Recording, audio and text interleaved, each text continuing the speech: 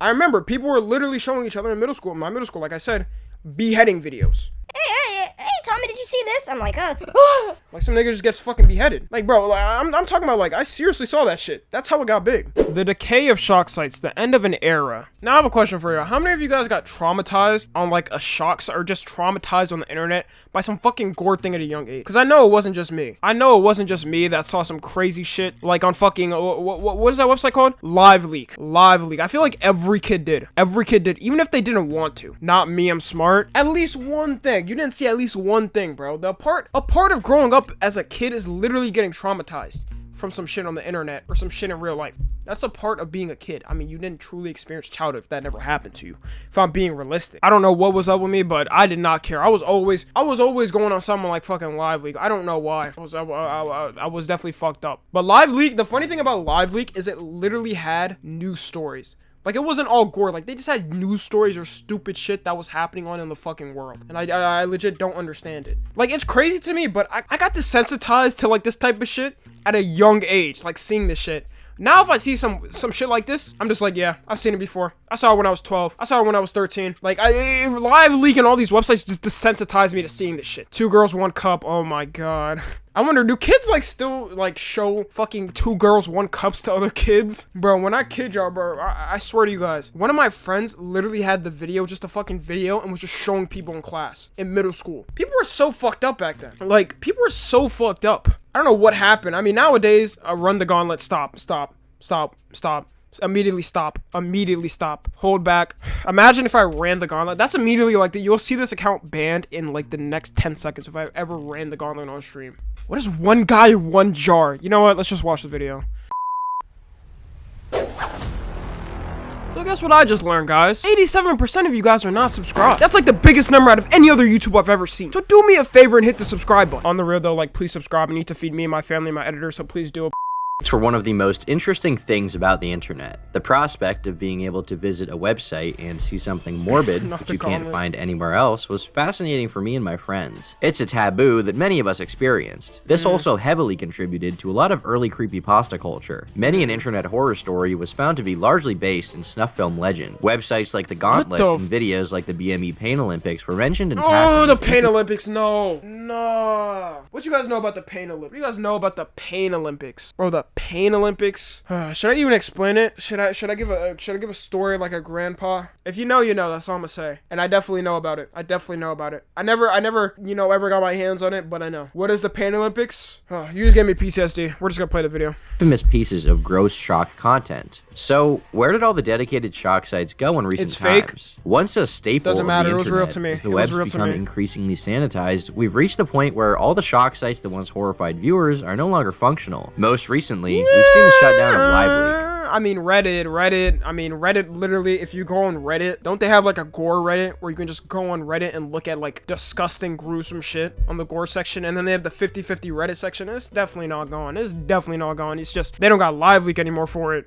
Which quietly closed doors earlier this month. And, while most hate to remember their legacy in any way, they undeniably played a huge role in those early years of the internet. So today, I'm going to be examining their complete rise and fall in an attempt to catalog the end of an era for one of the web's most revolting and essential sites. Why do we name it an era? Why do we name this like a good era with kids getting traumatized seeing gore footage, fucking people getting their legs amputated, heads chopped off, and we just call it like it's an era now, like it's nostalgic. It's dead ass. This shit is nostalgic to people. And I just remembered, I'm like, bro, I was traumatized by this. I was not nostalgified by this shit. Dead ass when I was seeing these videos, bro, kids were showing this shit in my class, bro. I was at a ghetto-ass middle school. I'll say that. I was at a ghetto-ass middle school. But this kid would literally, like, they were showing the videos like this in class. It was not... Bro, this is an era of PTSD for me.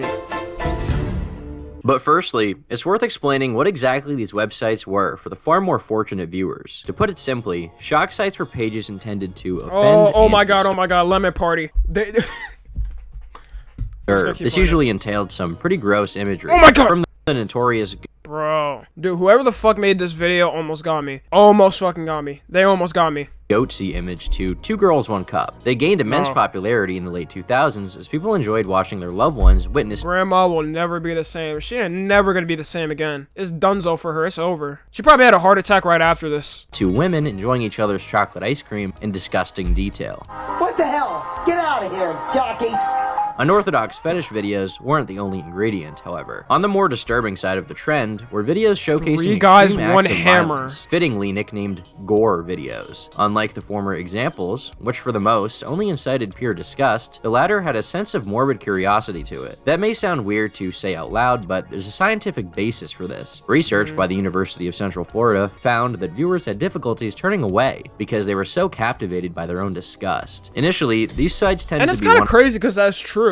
That's true. Like, you guys ever see something disgusting and then you just keep looking at it because your brain, like, it hasn't registered that type of thing in your brain before, and it's like captivated by it. That's why people are so captivated about like watching gore videos and stuff. And that's why after a while people get desensitized to it. Like, imagine doctors, bro. Imagine doctors. It's the same shit. Like, doctors have to literally rip people's stomachs and like legs and do surgery and shit, but they get desensitized to it because they're used to it.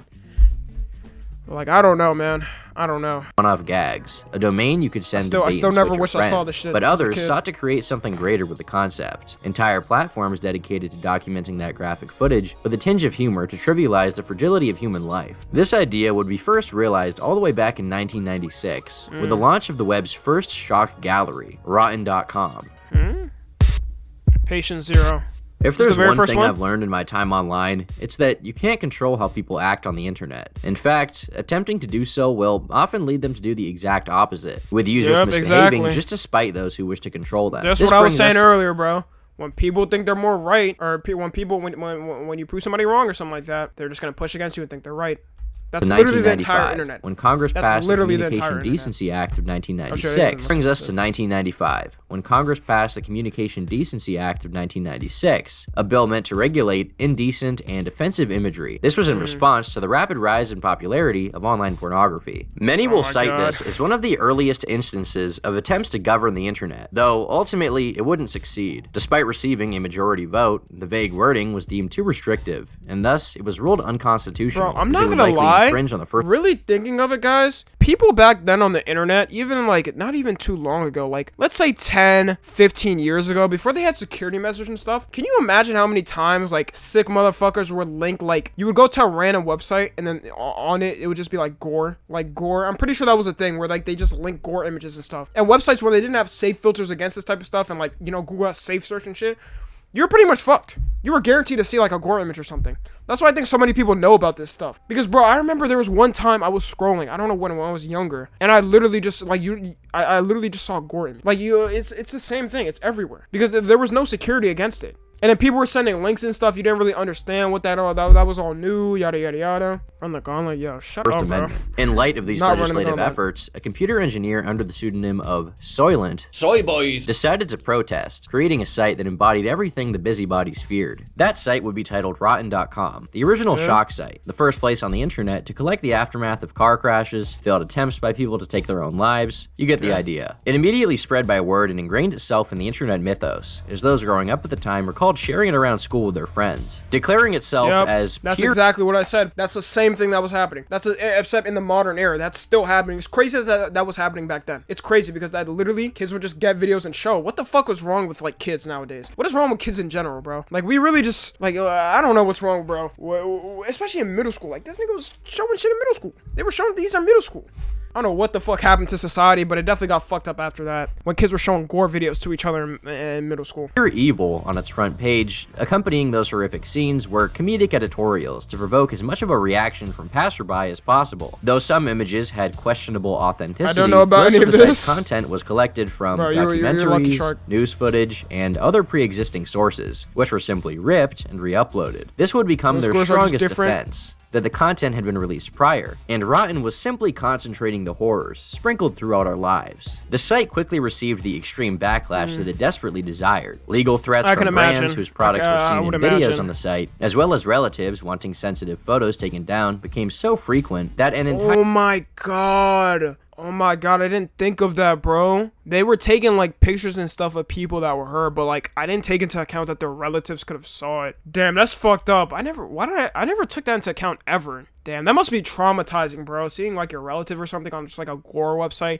and then people commenting like what the fuck or something under the post. That's crazy. Entire Never thought section of was that. dedicated to ridiculing them. One of their first significant controversies occurred in 1997. Following the death of Princess Diana, Rotten published an alleged photo of the fatal car crash. Though aware the image was miscaptioned, they decided to capitalize anyways, accompanying it with her face photoshopped to have tire tracks over it. The hoax actually generated so much controversy that it received news coverage, which the site owner responded to in a press release. While the photograph had not been tampered with, a few minor points were wrong. We confirmed the source of the image within 12 hours, but because of the wide interest in the existence of any such image, real or not, we went live with it. At no point did we actually claim the photo was genuine. Of course, once we receive a genuine photo of the accident, it will get published. Much in the way that It will shock get rockers published. What and the radio fuck? They're about to post the image of her dead body? I'm so confused. What's live leak? I'm 14.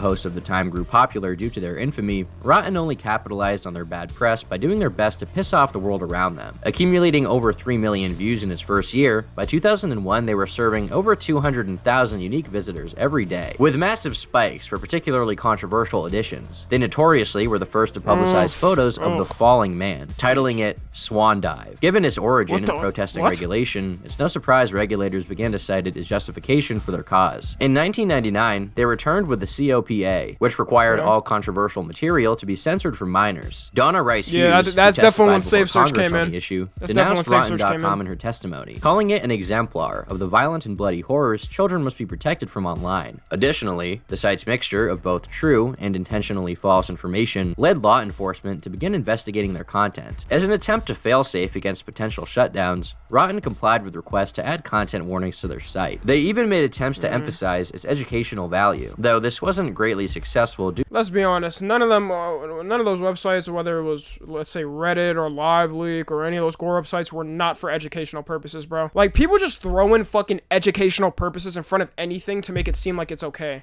Like, bro, I swear to God, I've seen videos of people teaching you how to scam, steal people's IPs, and they'd be like, this is for educational purposes only. Please don't do anything malicious with the information of how to take somebody's IP address. Like, nigga, you know what you're trying to do. You know what you're fucking trying to do. Like, it's always funny to me when they put educational in front of something. Like, oh, okay, buddy, I get your point. Due to their past hoaxes. Bonsai Kitten was a shock site centered around the fictitious experiment. It instructed readers how to malform cats into the shape of jars, similar to a bonsai tree. The hoax managed to receive so much backlash that it was dropped by service providers twice, before Rotten... I'll never understand weird niggas like this. This is so weird, bro. Like, to take a fucking cat out of all things, like the cutest creature in the world. I have a cat, by the way. And do this type of shit is just weird, bro. And they always use cats. They're like the most innocent things ever. Decided to adopt the site and host it themselves. Consequently, all their domains were legally blocked by ISPs in Dusseldorf. Over the years, the site faced a number of lawsuit threats. While there are really too many to count, one important example would be when the site operators purchased the domain trenchcoat.com, being a reference to the trenchcoat mafia of school. What? They was doing this weird shit back in the 90s on the internet or early 2000s.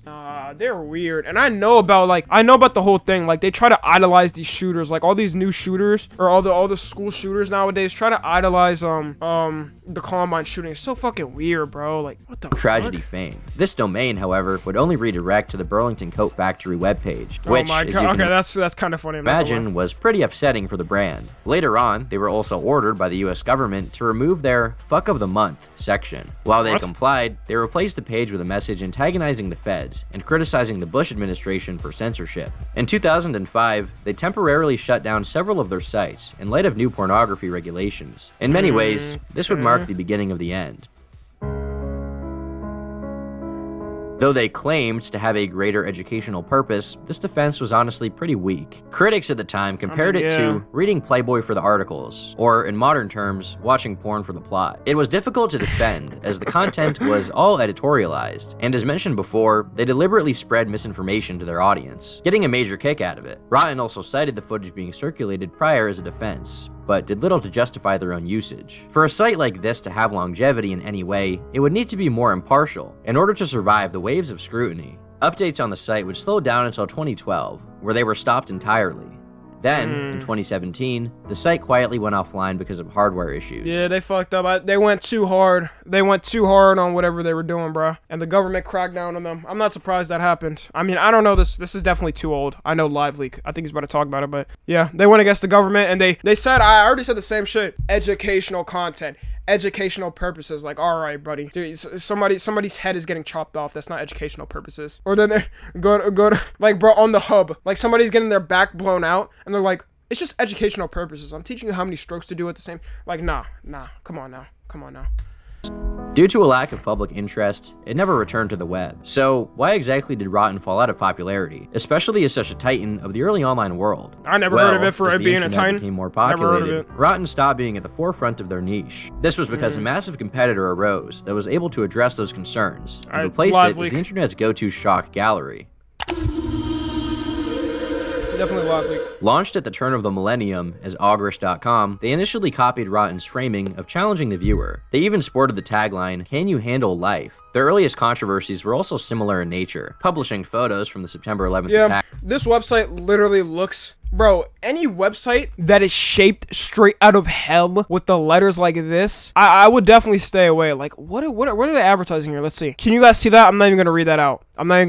That says, our pics, forbidden, big tits, bizarro sex, ex-bitches nasty stuff. Like, look at some of these titles, bro. Look at some, even Live Leak wasn't this bad. Holy. Alongside hate speech. But unlike Rotten, they eventually had enough sense to drop the satirical nature. There's no way the internet allowed this, bro. The FCC had to be on their visitors. Augrish not only updated that's something you found in the deep web, yeah. That's definitely something you found in the deep web. Constantly prowling the internet for new material. This first entailed what you'd expect, the typical kinds of videos as mentioned prior. But then, everything changed in 2003 with the Iraq War. In the wake of massive overseas combat, Augrish subsequently became an archive for the battlefield's most violent scenes, as they began running code scripts to scrape videos and pictures from extremist sites run by enemies of the state. In 2004, the site was receiving 300,000 hits every day, with 750,000 during peaks. Wait, how many hits? Hold up. Receiving 300,000 hits every day. 3,000 people clicked on that website every day? That's no small number. That is not no small number for a website. People had to actually type that in the address bar to find it, by the way. That is not no small number. With 750,000 during peaks. This 750,000? You tell me they had 3/4 of a mil? Without scrutiny, of course, especially when they began reposting execution footage filmed by the captors. This became such a recurring trend that news sites began directly crediting them, with some of their videos receiving up to 15 million downloads. An entire 15 million downloads? People were crazy back then, and they say, and one what's crazy? The same people that are following this are like, it's Gen Z's fault that Gen Z, everything is Gen Z's fault. These are the same motherfuckers that were on these websites doing all this shit, shaping the next generation. Hey, Gen Z is dumb as shit. I will say that, but you gotta put some blame on yourself because you got these same motherfuckers that looked at this shit, shaping the kids nowadays that act the way they do. Because 15 million downloads on some videos. 15 million, how? Like, how, bro? I feel like the average download size for a hard drive back then was like 100 megabytes. Wouldn't that take up like 99% of the hard drive? I don't know how they even did that. It was even written in 2006, titled Shock and Gore, describing the direct impact they were having on the battlefield. According to this, many people stationed overseas would often refresh the site for updates on ongoing hostage situations. They did their best to justify their use. The people in the war were using the website as an update.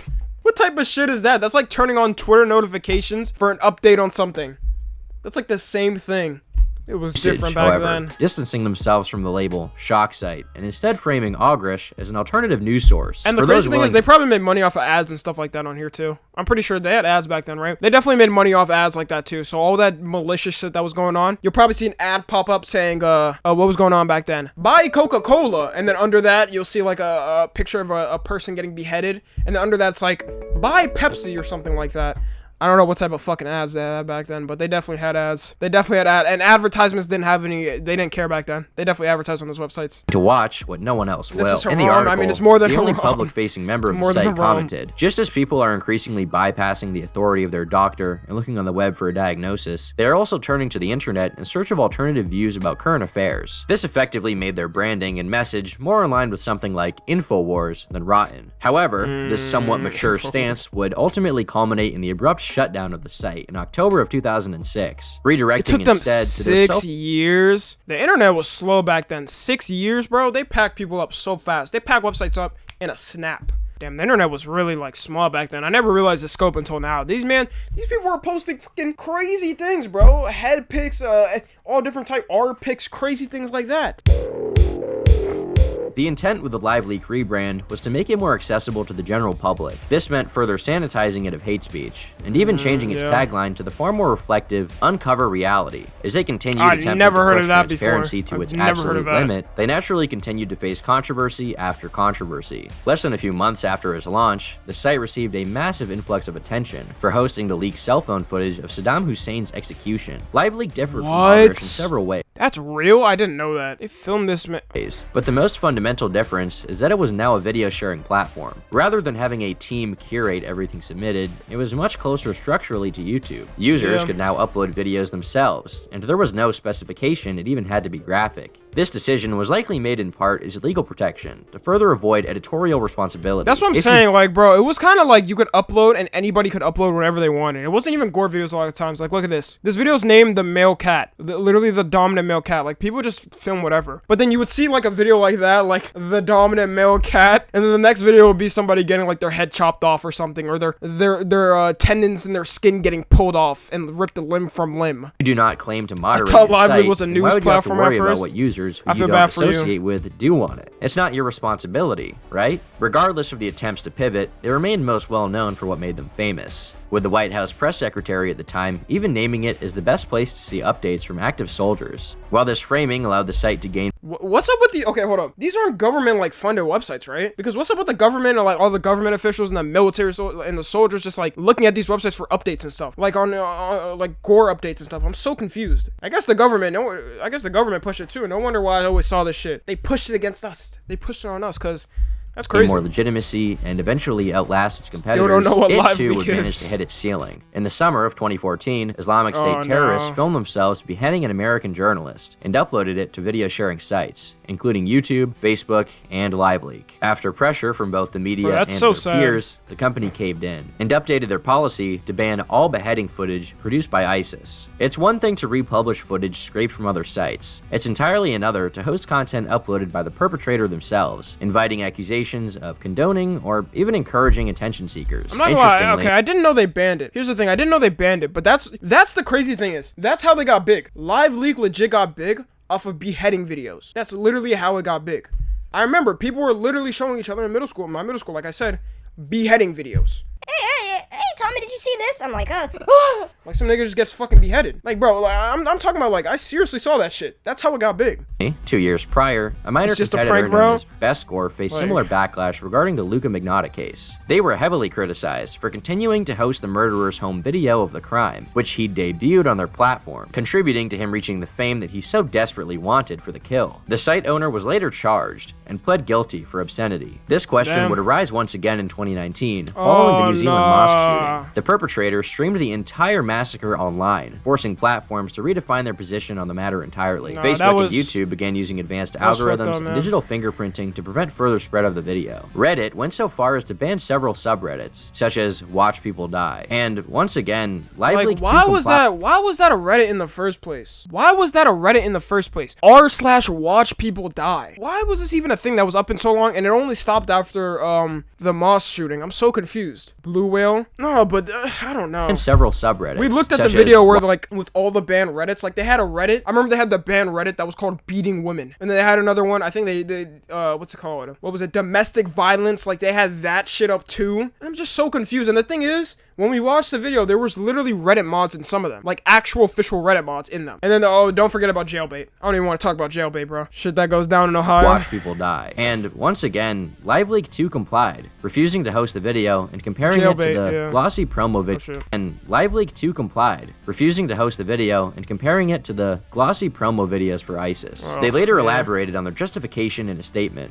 We've received no small number of complaints regarding the fact that we will not carry the video. As a result, we've decided we put out a statement explaining why we've taken this stance. Whilst we may carry media that shows the most terrible of events, we don't want to be a vehicle of choice for those who carry these events out. This was a very important distinction for us. Currently, judging by media coverage and reactions online, he's getting almost exactly what he wanted. We don't intend to indulge him further. We've never had a show everything policy and will continue to review certain items on a case-by-case basis. That wasn't a policy, show everything. It definitely was, because anybody show whatever the fuck they want. And I never really thought of it, but like, bro, those people that were like posting those videos were literal terrorists. They were literal terrorists going on the website, posting the video like YouTubers. Like, can you imagine on YouTube, like a fucking, what's it called? Like something, like somebody drops a video, it's just a beheading video, like, and they just allow it. Like, bro, that was the exact thing that happened in Live Leak, though. That's the funny thing. People were just going on there, the terrorists themselves, uploading them beheading people, and then getting traction, bro. Like, and they probably liked it, too. They probably liked it. We fully understand some people will be very unhappy with this decision, but as with previous decisions, we will stand by it all the same. We hope you can understand our position on this, even if you disagree. All of these were signs of the end, as in general, it appeared that the site's administration had lost interest in continuing to host it. In June of 2020, the ability to log in was disabled entirely, preventing any more content from being shared. Then, nearly 1 year later, in May of 2021, the site was closed down permanently, with the domain now redirecting to their supposed next project. And with the death of LiveLeak, it truly signified the end of an era. Reading through their final statement, the justification for why the site was closed makes little sense. In fact, it actually says very little, only serving to promote its replacement. Item Fix appears to be just another clone of YouTube, and specifically outlaws all of the content that made its predecessor so famous. It was definitely the government. Okay, I feel like the government just came to them and was like, look, there are terrorists posting beheading videos on your websites. Yeah, we gotta take your website down. And they're like, damn, you're not wrong. Because there's no way these owners didn't know. I mean, they knew, they banned it. They banned people posting it, but the stuff still got pass filters, I'm assuming. And then you had other people just posting like people with their heads exploded off in general, just the worst gore ever, so. End of an era, bro. Motherfuckers are dying. That's what I'm saying, bro. Like, they're saying it like it's a nostalgic era. Like, there's no reason for anyone to use this, and I don't see it lasting any more than a few years. Interestingly, the aforementioned Best Gore also shut down a few months prior. It too had an equally vague farewell, only stating that its founder had moved on to pursue different endeavors. Wow. Changing tides. There's been so much speculation as to why both of these sites shut down, and if there's any connection between the two. I personally don't have a good answer, but some have posited that there could have been some third-party pressure, unbeknownst to the public from behind the scenes, spawning many a conspiracy theory. Alternatively, it's possible that they simply became unprofitable, or that it was too difficult to keep service providers due to their content. According to I mean, unprofitable. Yeah, I could see that, because after a while, advertisers, once the whole 2016, what's it called? Not even 2016, like, once advertisers knew what shit was going on and they started pushing family-friendly content and normal content with people not getting their heads chopped off, they were probably like, yeah, we're not advertising on your website anymore. And they're like, yeah, okay, makes sense. I can see them not making any money from it. One of the site's founders with Input Magazine, I'm not surprised. The decision was merely a move to the next project. The vision could evolve no more, and therefore, he ended it. Probably best to just take his word for it. Regardless, it's safe to say that their reign in the online world is over, or at least how they used to exist in the past. Moving forward, it's going to be really interesting to see how their diminished presence affects social media and future news coverage. There is genuine value to documenting that footage somewhere, something even recognized by news publications during LiveLeak's prime. Disturbing as it may be, it's a part of life and it's a part of history. Perhaps we will see the resurgence of these sites someday, but if we do, please don't let me know by sending me that shit. Just kidding. Okay, don't. Just don't. I've been Turkey Tom. Thanks for watching. That was a good video, yeah. Kids don't have a good website anymore to traumatize them like I did, bro. Watching Live Leak turned me into a man, surprisingly. And to be honest, you know what? TikTok kind of does the same thing to kids. TikTok honestly does the same thing to kids because nowadays there are literally people like just posting fucking videos of them at war and shit. Like, TikTok is just a cesspool of trash. That's just like, their guidelines don't make any sense. So I think TikTok's like the next thing that traumatizes kids. It has to be.